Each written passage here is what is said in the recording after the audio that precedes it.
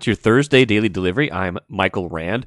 Hope you guys are doing all right out there. Take it slow today.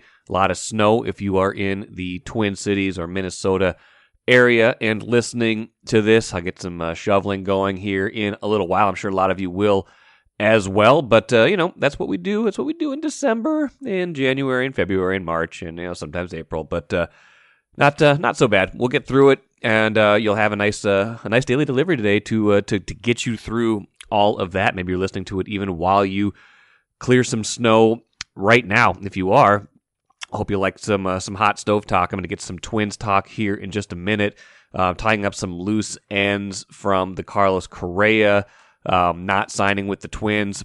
In a little bit, Ben Goessling from the Star Tribune will also join me to talk Vikings. An interesting week so far for them, with head coach Kevin O'Connell at the beginning of the week talking about wanting to have more aggressiveness on defense, change some things, understanding that at this point in the season it's hard to make massive changes. Maybe that's a little bit of a self-fulfilling prophecy since they could have changed more things earlier in the year, and now it's a little bit too late. But I'll get Ben's perspective on what some of defensive coordinator Ed Donatell's comments on Wednesday should mean to us, and how and if much can change right now based on the personnel, based on what we've already seen this year. So Ben will help me break that all down in a little bit, and you'll hear some audio from defensive coordinator Ed Donatell also. Got to get some Wolves talk in a little bit. They lost to the Clippers. No D'Angelo Russell, no Karl Anthony Towns, no Jordan McLaughlin, no Taurean Prince. A lot of guys missing right now, but not a lot of guys stepping up either. The Wild got another good win, another solid win. They've been playing pretty well lately. Philippe Gustafsson, backup goalie, has been playing quite well lately also. He had another strong start in that 4-1 win over Detroit, so we'll get to that in a little bit. First, though, what did I miss? Like I said a minute ago, going to talk Twins. I've just got some lingering thoughts on Carlos Correa and the Twins. Just a few things after reading Jim Souhan's piece in particular in Thursday's Star Tribune and online. A good piece. Go check it out, please. Got some pretty candid quotes from Derek Falvey, Twins president of baseball operations, about the whole process. Want to read one of those to you right now. The Twins not getting Carlos Correa. He signs with the Giants for 13 years, $350 million. Jim writing and confirming that the final offer the Twins made was 10 years for $285 million. He asked Falvey, did the offer of 13 years knock the Twins out of the competition? And here was Falvey's quote. That was what tipped the scales. Maybe I'm just telling myself this, but maybe it took an offer of that length to get him to want to leave, to have that kind of gap in the offers. Based on the conversations we were having, it felt there was definitely strong mutual interest, and ultimately sometimes it's a business, and that's a part of it. When I talked to Carlos Tuesday night, he said nothing but awesome things about the environment he enjoyed with the Twins and our group, and how much he enjoyed his time here. It was a very amicable conversation. That's all well and good. That doesn't mean Carlos Correa is here. I talked on Wednesday's show about how I don't necessarily think they will regret this. I think even 10 years was going to be a stretch for a player like Carlos Correa, who has had his own injury issues in the past, and who maybe, while being a very good player, doesn't jump out to me as that transcendent type of player. Maybe that's just my impression of him. 13 years, certainly more to it. One question I had, though, is if you were willing to do 10, why was that the line in the sand? What made that the place that you wouldn't go past? I get it that Correa would be 38 at the end of a 10-year deal, be 41 at the end of a 13-year deal. So obviously there's some years at the end of his contract where he is going to be, a far diminished player. But that's a long ways down the road. If you're willing to go 10, I'm still kind of curious why you wouldn't go a little bit further if that meant you could keep a guy you really wanted. Because 10 for 85 is already stretching yourself pretty far. Maybe they just decided that's as far as they could go. That's as much kind of end of contract pain that they were willing to feel And again, I think that's prudent. It just struck me as odd that that was the line in the sand that they ended up drawing. Number two, where do they go from here? Jim talked a lot about how they're going to have to pivot to the trade market, and a lot of fans might be saying, well, what about Dansby Swanson, another really good shortstop out there? What about Carlos Rodon? Jim made it sound like those guys are not really in play, that the Twins think the Yankees are going to get Rodon and that Swanson is going to sign elsewhere as well. And those are kind of the two big prizes left in free agency. So as it stands right now, the Twins' payroll would be around $110 million for next year. Quite a bit lower than it was last year. Quite a bit lower, obviously, than it would be if they had signed Correa. So they've got some room to play with, and they've frankly got a lot of needs right now. So if they're not going to dive into free agency, at least not in a big scale, it is going to have to be trades. And that's the last piece that's kind of puzzling to me. Jim mentions that maybe they're in the market for another kind of platoon shortstop to pair with Kyle Farmer, who they got in a trade with the Reds earlier this offseason, and some starting pitching. But in the same vein, we keep hearing that Sonny Gray is someone that maybe is available in a trade. Sonny Gray is a frontline starting pitcher. I don't get why his name keeps popping up. My only inference could be that Sonny Gray and the Twins are not a great match. The Twins maybe want someone a little bit more durable, and Sonny Gray wants to go play for a team that will let him pitch more than 5 1/3 innings. But that seems like an odd one to me, because if you keep Sonny Gray and add to the rotation, I think you're talking about a pretty decent possibility for a rotation. Sonny Gray, Kenta Maeda coming back from injury, Tyler Mahle if he's healthy, Joe Ryan coming off a very strong year last season, trying to build on that. A lot of other candidates like Bailey Ober, Josh Winder. We'll see where Chris Paddock is in his recovery. A lot of candidates, but no, you don't want to trade away from that pool. And you also, like Lavelle and I talked about the other day, would love to sign a lefty or trade for a lefty to be in that mix, because none of those guys are left-handed pitchers. That's why Rodon makes so much sense, and I don't quite get why they wouldn't be in on that unless the price is just too high. Again, people keep coming back to me and saying, well, there's no salary cap in baseball. Why can't they just go and spend this money? I think they could. I agree they could. Teams like the Twins have smaller margins for error than teams like the Yankees, teams like even the Giants, who make tons more in revenue every year. That doesn't mean they shouldn't take big swings, but big swings have not tended to work out all that great for the Twins. Think about the long contract for Joe Mauer that really hurt them in the back half of that contract. Think about Josh Donaldson and how they went all in on offense after the Bomba squad in 2019 and then immediately could not wait to trade Josh Donaldson. So a lot of work yet to do here for this team this offseason. I don't think the roster makes a whole lot of sense right now. I think they need a lot of hitting, frankly, beyond what they have right now, because you've subtracted already Carlos Correa and Gio Urshela from a lineup that was okay last year, but that really was, up and down the lineup had some question marks. And, so there hasn't been a whole lot to replace that. Yeah, I know they've got Kyle Farmer. I know they got Christian Vasquez. Those guys are not replacements for the guys they've lost, and don't replace some of the other offense that they're not counting on right now. So a lot of work to be done still. A lot of questions off of the Correa news. I think they've got a lot to do this offseason to not only to build a better team, but to restore fan interest in this team, because I think a lot of people thought Carlos Correa was really in play, and maybe he was, but at the end, teams are going to outbid the Twins, and if they didn't really have a great plan B, this is where they are left. Take a playcation to Mystic Lake. With 24/7 gaming, the good times never have to end. And you can satisfy your cravings at our restaurants and bars. Or relax in one of our luxurious hotel rooms. Those that play together, stay together. And don't forget to join Club M so you can spark new memories and bask in the rewards along the way. Follow the lights to Mystic Lake, where every day is play day. Let's talk Vikings defense with Ben Goessling. We're on day 3-4 of defensive schism gate, whatever you want to call it, right now. We're not at a schism. I tried to get Andrew on the other day to call it a schism, but it does seem, Ben, like Kevin O'Connell and Ed Donatel, defense coordinator, are at least somewhat on the same page in terms of tweaks they need to make to the defense. I guess the question is, are tweaks enough? And what to you stood out in particular? I'll play a couple quotes and a couple little audio a little bit later, but what in particular stood out to you from Ed Donatel talking about it on Wednesday?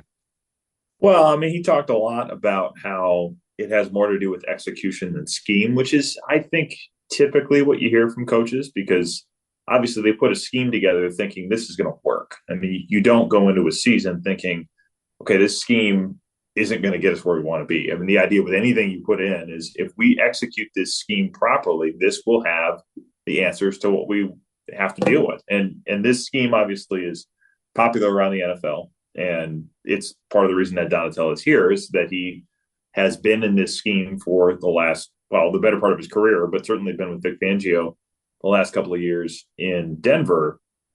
But I think it was interesting to hear him say that and then also kind of talk about players are doing what they've been coached to do. Well, if that's the case, then, somebody's got to be wrong here. And either what you're coaching players to do doesn't work, or they are not doing what they've been coached to do. Yes, because you don't want to any scheme, regardless of what the intent is, probably does not intend to be dead last in yards allowed. Like even if you are a bend but don't break defense, you want to be, you live with middle of the pack yards allowed. You don't want to be last. Yeah, and he said that everybody is used to having Vikings teams have good defenses, and that I think you could look back to Mike Zimmer, the better part of Mike Zimmer's tenure for that. I think even in the early 2000s, in the aughts into the early teens, I guess, the Williams Wall, some of the Leslie Frazier stuff, they were awfully good. Mike Tomlin. I mean, you can go all the way back to the Purple People Eaters. Certainly, there have been a lot of highly decorated defensive players to play for this team, probably more so than Hall of Fame offensive players, I guess. I mean, they've had those too, certainly receivers, but not quarterbacks. So the pass rushers over the lineage of this franchise have been kind of the thing that have, I suppose, been the thing they're the most known for, I suppose. And, the identity of this team, as Ed Donatel has said, has been defensive football for at least in the recent past. So there is a standard they're not living up to. And he said that we're not happy with it. But, at some point here, you have to find an answer because you're running out of time, I think, to make any major changes. And the playoffs are not far away. No, they're not. Let's play a clip now from Donatel talking Wednesday with reporters. We'd like to take some of the air out of the coverage. You want to be tighter. And it's a pretty general question, but whether you're in man or zone, we got to be tighter on our matches and tighter to people. That makes it harder for people, to run their passing game. We just want to be tighter, and that's what we're looking to do. And our players are doing what they're coached to do. I think it's really more execution, you know what I mean? Just getting tighter and so forth. Okay, Ben, the phrase "too much air in the coverage" is something we heard just now from Ed Donatel. Maybe it's becoming a popular phrase around there, perhaps. What does that mean to you? What is he trying to say when he says "too much air in the coverage"? Yeah, I think some of it is it. I think Patrick Peterson put it really well on Monday when he was at the Toys for Tots event they did. And he was on KFan in the afternoon with Dan Barrero. He talked about every time you play zone, there are holes in the coverage. It has to do with how well you can execute assignments and just close those holes up. So I think some of it is probably corners playing a little tighter on receivers, especially knowing situations. If it's 3rd and 3, don't play 8 yards off because they're going to take the completion. That's just simple math. And Zimmer used to harp on this with corners all the time, that you have to understand the down and distance, understand the situation, understand what they're trying to do. And if you're giving them an easy completion for a first down, they're going to take it. I think some of it is that. Some of it is probably executing assignments correctly and there are some reps, believe it or not, from Sunday where they did this correctly, where guys are playing their zones, passing receivers off properly, and there's nowhere to go with the ball. Jared Goff has to throw it away. I mean, you can find clips of that on Sunday, believe it or not. Promise? You sure? There are a few of them in there. There are a lot of bad ones too. There are a few of those in there. And I think the thing that you wonder is so much of responsibility changes if teams motion at the line of scrimmage. If I have you'll hear them talk about 2x2 or 3x1 a lot, basically meaning how many receivers are on one side, eligible receivers, not necessarily wide receivers. Tight end can be one of those as well. How many of them are on one side of the line of scrimmage versus the other? 3x1 obviously is 3 eligible receivers on one side, one on the other. You're generally not accounting for the running back in those calculations. I mean, there's 5 eligibles on a play, but you'll typically hear them kind of talk about 4 in those calculations. So they're figuring the coverage usually because of that, because usually a linebacker is probably responsible for a running back in most cases. So when those things change, your coverage changes, your assignments change. It's the question of, if this guy goes this way, I have him. If this guy goes this way, I have him. And this is zone defense in any sport. I mean, you can talk about this in basketball too. If you're playing zones and a guy comes into a certain area and he is there for a second and then he leaves, whose responsibility is it? I mean, this requires a lot of communication, a lot of situational awareness.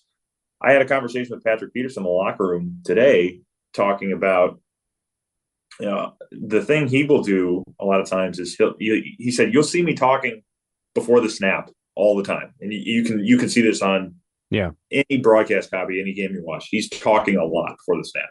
He said some of that is as much for me as it is for everybody else. And he's certainly communicating information that everybody else is going to need to know. But some of it for him is the thought process of, I'm trying to get myself engaged in what everybody else has to do, and I want to be mentally alert and active before the play. It almost seemed to me like, you're driving late at night and you want somebody sitting there in the car talking to you, so you're staying awake, you're staying alert, you're ready to react to things. It almost had that sort of an approach as I heard him talk about it. And I think for him, it's been awfully effective. I mean, he's more often than not the guy that's in the spot that he needs to be. And some of that's experience, but some of that I think is him knowing what works for him and figuring out how to make it be effective over the long haul. And I think some of it with young corners is you are just saying, okay, what's my assignment? I need to worry about the thing that I have to take care of. And that's about all I can process at the moment. I'm not looking at this with a wider frame of vision. I'm trying to figure out what I need to do. And you can get burned with that in this defense if you're not in sync with what everybody else is doing. Yeah. And I mean, it leads me to another point. I mean, I imagine if there was, a team of 4 or 5 Patrick Petersons, this defense would look a lot better right now. Yeah. So you can say to a certain degree, is it the scheme or is it the personnel? You can also turn that on its side, though, and say, if you're not very experienced at corner and you're playing a style of defense that's going to require a certain amount of mental acumen as opposed to just, raw physical ability to play, man cover, cover your guy and that's it. Maybe that's not suited for the type of personnel. So I don't know, where do you come down on scheme versus personnel versus some combination of both? Yeah, it's hard because I think if you're going to play man coverage, you better have some dudes at that position. I mean, guys that can just go run and cover and deal with it no matter who they have to cover. Whether they can be physical, they can be alert, they can be active, they can run across the field, they can handle all that stuff. Those guys are really hard to find. They're especially hard to find when you don't have the money to pay them. And the guys that you've drafted at those spots haven't necessarily worked out. I mean, you could do that with Xavier Rhodes in his prime. They don't have that guy right now. Patrick Peterson's had a great year, but I think if you put Patrick Peterson in that scheme, he's been the one to say it, that doesn't work as well at this point of his career as it would have when he was 26 and making Pro Bowls every year for the Cardinals in a scheme like that. So he talked about there's more checks in a scheme that has a lot of pressure involved, like where the Cardinals will be blitzing all the time, and you have to figure out more things with that. He said on the spectrum of difficult schemes, this is not as crazy as anything he has seen, but it does seem to be something they're having a hard time figuring out. Now, if you wanted to play man coverage, where it's just, this is my guy all the time, you have to have, I think, probably higher level corners than they have, or at least corners that part of their skill set is there. And I don't know that they have those guys at the moment that are man cover corners. Obviously, if they thought they did, they wouldn't be running this scheme. So it makes it difficult because you could play a simpler scheme mentally, but I think physically it would be more difficult. And so then you try to figure out, okay, what works with what we have? If this is the solution, or at least the one that you think is the solution, you have to figure out how to execute it. I mean, every defense has difficult things to get over. Every defense has challenges to overcome, and this one we seem to have found what a lot of it is. Yeah. Well, let me play one more Donatel clip here right now, just to kind of set up a little bit more of what I want to ask you at the end here. One thing we like to get done is we want to win the first, second, and down, and make it harder for the quarterback to see the pass scheme we're in. And that's a work in progress right now. We're not accomplishing that. It is disguise. And it's unveiling sameness and likeness looks to slow down the quarterback. And when you do that with coverage and rush, you have the picture you want. So, again, we have a vision out there. We know what it looks like, okay? We're just not quite there every week. But let's not lose sight that these guys have made a lot of plays. We've got a lot of interceptions, got a good amount of sacks. We have guys that have made some great clutch plays, okay? So, shore up this area, work through it, embrace it, that kind of thing. So that's where we are, and know that, okay, so you're going to work through this challenge. There'll be another one. Don't think it's over, and whether that comes next year or somewhere along the line. So it's really about your processes. When you hit little tough spots, and this tough spot, we don't want to do that. That is no way the standard that we want to play at or the effect we want to have on a quarterback. We want to make it harder. It's not hard enough. So talking about winning the first second of the down, and I imagine that, that goes for the entire defense, but I imagine some of that is not, a lot of this is not just the secondary. This is the pass rush that's been a problem lately. And those two things obviously always go hand in hand. You get a better pass rush, your secondary looks better, or if you can cover better, your pass rush isn't as much of a factor, or you have a longer time to get to the quarterback. When, both of them are out of whack, then you're going to have some problems. How much of this is that Danielle Hunter and Zadarius Smith just haven't been getting home as much as they had been at the start of the year? Yeah, I think some of it is that. I think one of the things they want to be able to do is make the initial read, when he talks about winning the first, second, he's talking partially about, I want the quarterback to have to hold the ball and say, I'm not entirely sure where these safeties are going. I need a second to try to decipher what's happening. And then the idea is that while you're taking that time sitting back there, that pass rush is getting closer to saying you're out of time. So some of it, I think, is starting from the back end and making life easier for the front end, in the sense of, if the quarterback can't figure out where to go with the ball, and I'm not quite sure what picture I'm looking at, if it takes him a little more time to figure that out, it's easier for the pass rush to get home. Conversely, it's easier to play coverage if the quarterback is being put under duress awfully quickly. And you haven't seen probably quite as many of those happen in the last few weeks as you did early in the year. And some of that, I think, is teams figuring out how to attack them, and what they do is now on tape and it's fairly well established, whereas maybe early in the year it wasn't quite as much of that. But they also need more from Danielle Hunter, from Zadarius Smith. And Donatel did say this morning that he feels like Zadarius Smith is fully healthy, which I think makes a difference. But they need, I think, especially Hunter, when he's not facing quite as much attention from opposing offensive lines as Zadarius Smith is getting, he needs to win those matchups, finish some of those things, turn hurries into sacks. I think is probably one of the things that they would need to see happen. Last thing really quick. These are issues that are not brand new. I mean, the defense has been questionable at various points. I mean, these are some of the things they talked about after a week 2 loss to the Eagles. We're in week 15 now. They've played 13 games. Did they wait too long to do some of this, or why not more urgency, at least publicly, until now? Well, I think the urgency has been there. I think maybe the public part of it is starting to come out. But I mean, just as you go through a year and maybe frustration mounts a little bit, some of this stuff comes out publicly, maybe more than it would have in week 2 or week 5 or something. I think this has been a conversation throughout the year in terms of trying to tighten up the coverage. We heard Patrick Peterson talk about it after the Eagles game, of trying to tighten up the coverage. The pass rush early in the year was a lot better. So some of these things got covered up, and they also were getting a lot more takeaways, where we haven't seen quite as many of those. And that is a feature of an Ed Donatel defense, is we get a lot of takeaways, and maybe you don't worry as much about giving up the yards if they're not scoring or they're not turning those possessions into at least things that help you flip the field. If they're turning the ball over in the middle of the field and you have a short field to work with because of a takeaway, all that stuff works together. So I think some of it's been that you haven't seen the takeaways, you haven't seen the sacks maybe cover up as many of the issues in the last few weeks. Yeah.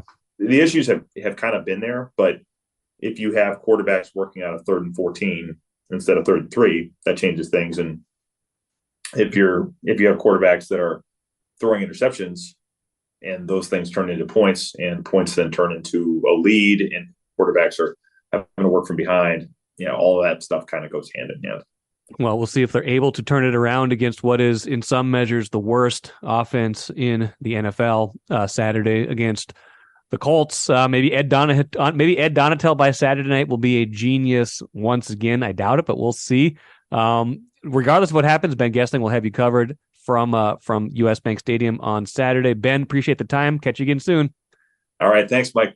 Good stuff from Ben, as always. I'm just struck right now by this being a team that, even though they are 10-3, doesn't seem to have a ton of great answers on defense. And I think a lot of it probably just comes back to personnel, right? Like, this is a team that was bad on defense the last 2 years and didn't really add a whole lot of other pieces. Yeah, they got Zadarius Smith this year.